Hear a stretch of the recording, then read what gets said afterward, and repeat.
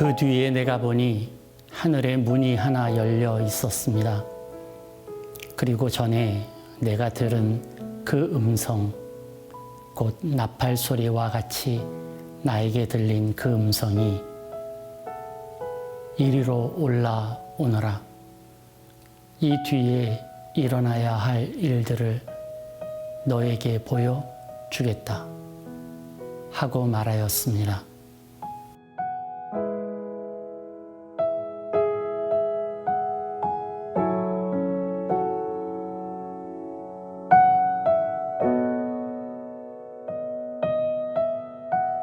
오랫동안 수모와 모략을 견디면서 만든 노아의 방주가 문을 닫을 시간이 되었습니다. 각종 짐승들과 이제 타야 할 사람들이 다 탄 후에 방주의 문은 닫혔습니다. 그리고 비가 하염없이 내렸지요.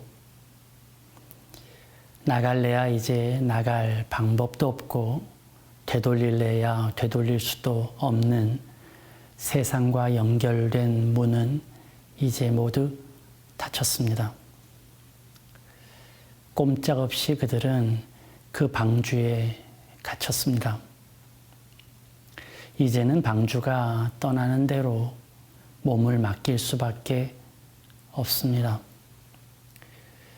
자신들의 의지와 생각은 이제 아무 소용없게 되었으니까요. 그야말로 수족이 다 잘린 채 무장해제된 군인처럼 덩그러니 홀로 남아버렸습니다. 아무리 주위를 둘러봐도 온통 넘실거리는 물뿐입니다. 그때에 그들이 유일하게 바라볼 수 있는 곳이 있었는데요. 그것은 방주 천정에 뚫려 있는 창을 통해서 바라본 하늘이었습니다. 전혀 보이지 않았던 창, 그것이 있는지도 몰랐던 그 창을 보게 된 것은 아마도 다른 곳이 다 닫혔기 때문이겠죠. 이제 그들은 하늘을 향해 두 손을 들고 하늘을 향해 부르짖음으로 하늘에 계신 아버지의 뜻에 자신들을 맡길 수밖에 없었습니다. 이것은 세상의 문이 닫힘으로 인해서 볼 수 있는 그런 은혜이지요. 그리고 새로운 세상은 그들의 것이 되었습니다. 하나님의 아들이신 예수님께서는 자신의 보좌를 버리고 이 땅에 오셨어요. 그는 30년의 생애를 뒤로 한 채 아버지 하나님의 꿈을 이루기 위하여 요단 강가로 나오셨습니다. 그리고 그는 세례 요한에게 세례를 받고자 하셨죠. 그분이 누구신지 잘 아는 세례 요한은 그 세례의 집례를 사양했습니다. 어쩌면 당연한 것이겠죠. 그분이 누구십니까? 오히려 우리가 세례를 통해서 따라가야 할 그리스도 아니십니까? 그런데 그런 요한이 어떻게 예수님을 세례를 줄 수 있겠습니까? 그럼에도 예수님께서는 그의 앞에 무릎을 꿇으셨습니다. 그것은 이제 시작할 사역에 대하여 세상의 문을 닫는 일이었습니다.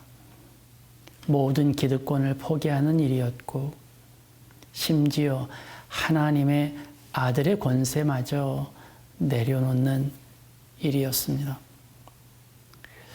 편히 사는 방법, 죽음으로 가지 않을 수도 있는 그런 가능성, 가족들을 버리지 않고 헤어지는 아픔을 겪지 않을 수 있는 그런 방법 등 모든 핑곗거리를 다 마다하고 세상을 닫는 일이 그분의 첫 사역이었습니다. 세례를 받으시고 물에서 올라오실 때 그때에 하늘이 열렸습니다. 그리고 성령이 비둘기처럼 그 위에 임하였습니다. 그리고 하나님의 음성, 하늘의 음성이 들렸죠. 이는 내 사랑하는 자요, 내 기뻐하는 자라. 세상을 닫으면 하늘이 열리고 하늘이 열리면 하나님의 돌보심이 그때부터 시작됩니다. 초대교회의 스데반 집사는 타고난 연설가였던 모양입니다. 그의 설교를 듣고 당시 군중들은 마음의 찔림을 받았다고 했어요. 그의 설교가 영향력이 있었다는 얘기죠. 그러나 찔림이 크면 클수록 그들은 오히려 더욱 스데반을 싫어했습니다. 자신을 위해 던지는 충고를 그들은 비수로, 칼로, 죽임으로 여겼습니다. 그리고 자신들을 바꾸려는 생각보다 그 말을 막으려는 생각을 하기에 이르렀고, 그것은 진실을 가리고 싶어하는 이들의 공통점이 되었습니다. 그래서 그들은 돌을 들어 스데반을 향해 던졌습니다. 연설을 잘하는 사람은 이 땅에 많아요. 말을 잘하는 사람은 많죠. 그러나 말을 잘하는 그것이 의의는 아닙니다. 어떤 말을 하느냐가 더 중요하기 때문이죠. 그에게도 자신의 재능을 가지고 사람들의 마음을 휘어잡으며 흔들며 그의 말로 인기를 끌 수 있는 가능성이 당연히 있었습니다. 그러나 그는 자신의 재능을 주님을 위해 사용하기로 결정했습니다. 그리고 세상의 문을 닫았습니다. 안타깝게도 그의 최후는 참혹했습니다. 그러나 그는 하늘이 열리는 경험을 한 몇 안 되는 사람 중에 하나가 되었습니다. 예수님께서 십자가를 지시고 무덤에 들어가신 그날, 그를 3년간이나 따르던 제자들은 눈앞이 캄캄했을 것입니다. 제자들에게 십자가는 지금껏 3년 동안 자신들이 꿈꿔왔던 그런 모든 일들, 모든 꿈들이 풍비박산되는 사건이었죠. 민족의 해방도 높은 자리와 부에 대한 그런 기대도 또한 산산이 부서졌습니다. 오랜 동안 품었던 자신들의 뜻은 다 꺾여버리고 말았습니다. 그리고 그들은 어디론가 다 도망해버리고 말았죠.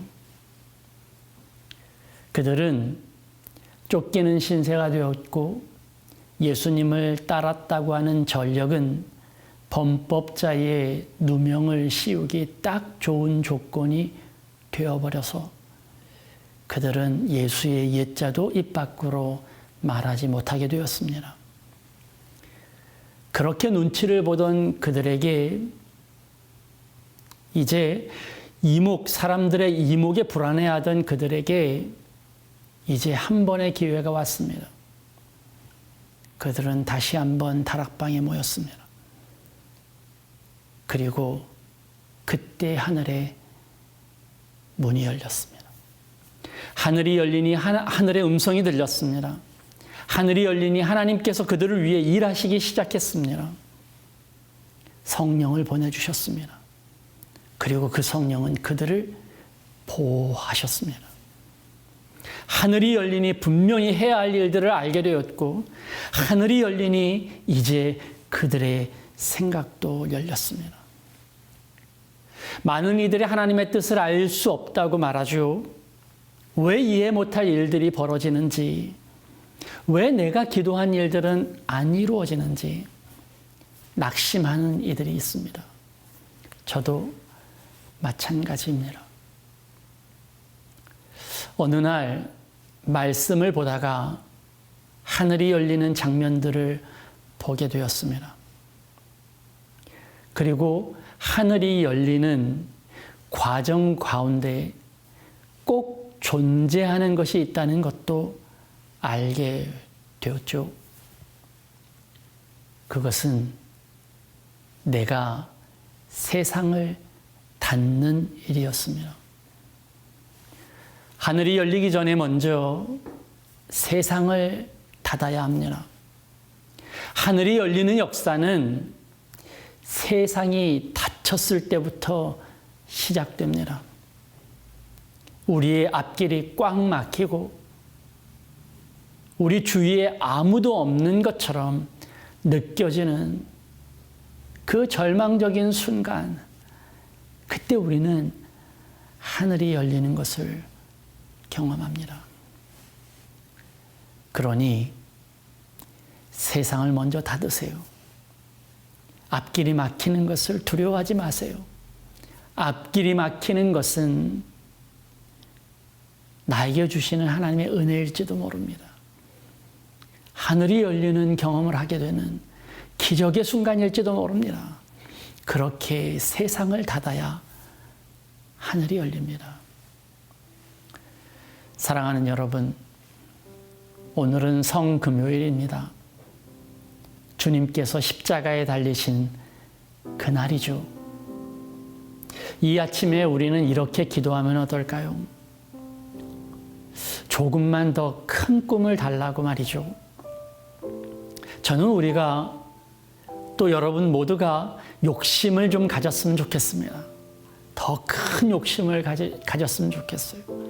더 큰 욕망도 있었으면 좋겠고 꿈도 더 컸으면 좋겠습니다. 그런데 이왕 같은 욕망 조금 더 키워보자고요. 이왕 갖는 꿈 조금 더 큰 꿈을 가져보자고요. 세상의 욕심이 아니라 하늘의 욕심을 말입니다. 기껏 나 하나 입에 풀칠하는 꿈 말고 30배, 60배, 100배 열매를 거두는 꿈을 달라고 말이죠. 그렇게 기도하면 어떨까요? 그러려면 먼저 우리가 가진 세상의 가치관을 닫아야 합니다. 그래야 하늘이 열리고, 그래야 그분의 뜻이 들리고, 그래야 그분이 나를 위해 일하기 시작하시니까요. 나의 세상을 닫으면 하나님의 세상이 열립니다. 그분의 꿈이 나의 꿈이 되고 그분의 눈물이 나의 눈물 되게. 오늘 여러분 그렇게 용기를 가지고 기도해 보시면 어떨까요? 이왕 하는 기도인데 하나님이 하시는 하늘의 기도를 달라고 기도해 보시면 어떻겠습니까? 사랑하는 여러분, 우리가 하나님께로 향하면 하나님은 나에게로 오십니다. 우리가 세상을 닫고 주님께 손을 뻗으면 주님은 하늘을 열고 우리를 도우시며 역사하시기 시작하십니다. 오늘 우리의 기도가 이런 역사를 이끄는 기도이길 빕니다. 2000년 전 십자가에서 하셨던 주님의 기도처럼 하늘이 열리는 기도의 자리로 여러분을 초대합니다. 거룩하신 주님,